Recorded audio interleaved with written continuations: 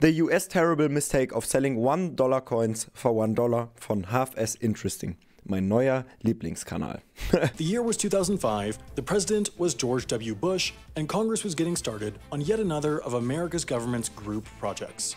This time, DC's oldest social club had decided it was about time Americans started using more coins, like the circle things. Specifically, they wanted people to start using more dollar coins and fewer dollar bills. The anti-bill bill they introduced swiftly made its way through Congress, and then, a few days before Christmas 2005, it landed on the Big W's desk, who signed it shortly after. The bill instructed the US Mint to start making billions of these dollar coins.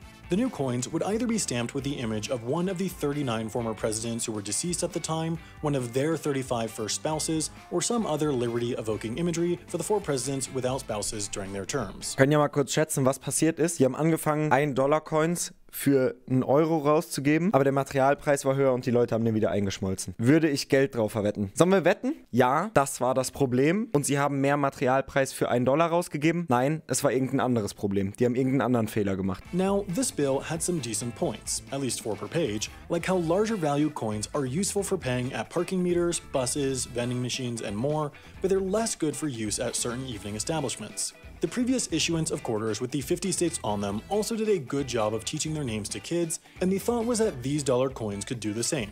Of course, there are probably more useful things coins could teach American kids, like how to write a student loan application, but this was sure a good start. Coins are also slightly cheaper for the government. While bills are individually cheaper to produce, coins last far longer and therefore stay in circulation longer, so if the US switched entirely to $1 coins, it would save the country close to $5 billion over 30 years. What the fuck? Wenn Amerika nur Coins hätte als Bargeld, dann würden sie über 30 Jahre $5 Milliarden sparen. Weil die ansonsten die ganze Zeit Dollarbills nachproduzieren müssen, die kaputt gehen. Das sind Dimensionen, die so ein Land, gerade Amerika, ne, mit so vielen Einwohnern und so einem riesigen Land, so kleine Unterschiede haben so eine riesige Dimension in der Auswirkung, das ist echt gestört. Just imagine all the amazing things the US government could do with that kind of money.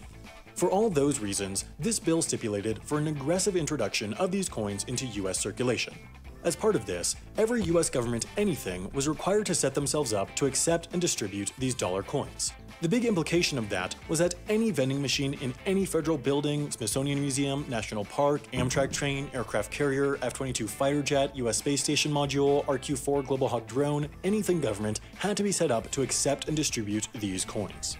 This is also part of the reason why, in the years after their introduction, you would often see vending machines in these places giving back dollar coins. The government just really wanted people to use these coins. Hat sehr gut funktioniert. Die Leute, die schon mal in Amerika waren, wissen, dass, oder das kennen wahrscheinlich auch Leute aus Filmen, dass einfach alles in Dollar-Bills ist. It was classic government, just shoving their extra special coins down our throats. The problem, though, was that the public didn't like them, no matter if they were in their throats or not. People just didn't like carrying around a bunch of heavy dollar coins rather than compact, light, and extra cool dollar bills. Therefore, to make it even easier for the general public to get these coins, a new program was set up. Basically, from the website of the US Mint, you could order $1 coins for $1 each, shipping included. Hä? Aber warum? Also wenn die niemand haben will, warum sollte man die dann für €1 bestellen? Their enormous, catastrophic, and costly mistake, though, was that they accepted credit cards. You see, whenever a vendor accepts credit cards, they'll end up paying a fee to the credit card company, whether it be Visa, MasterCard, American Express, or the one where you have to discover the 3 stores that accept it. These fees range between 1.5 and 3.5% and are one of the 2 major ways credit card companies make money, the other being interest payments. Of course, to persuade you to use their credit cards over debit cards, these companies usually give points, which you typically can transfer to airline frequent flyer programs. These points each tend to have an effective value of between 1 and 2 cents. By now, you probably see the problem. By spending $1 to get these coins, people would get the coin, worth $1, and the credit card point, worth 1 to 2 cents. Oh mein Gott. Digga, ich liebe solche Loopholes. No joke. Wenn ich sowas irgendwann auf Reddit sehe, dass sowas funktioniert, gehe ich all in und baller mein komplettes Geld da rein. Wenn es wirklich funktioniert. Oh, Bro, ich liebe solche Sachen. No joke. Therefore, for every dollar they spent, they were getting, essentially, up to $1.02. It just made sense. It was literally a free money machine.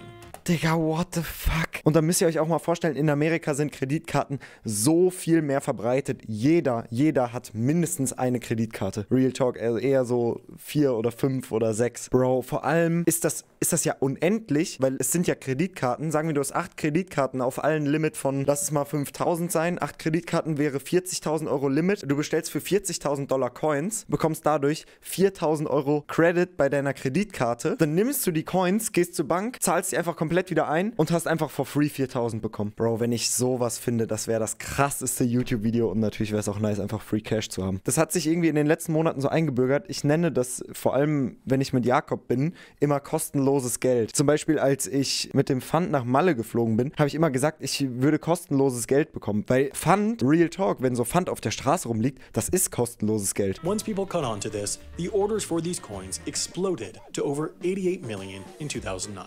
Now, this was not necessarily an easy way to earn your frequent flyer points. At the time, if you wanted to fly the now dead US Airways to Europe in business class, you'd have to shell up 100,000 points. That would mean you would have to buy 100,000 gold coins, which would weigh, in total, about 1,800 pounds or 800 kilograms. Upon receiving these, you would then have to take them to the bank and redeposit them into your account.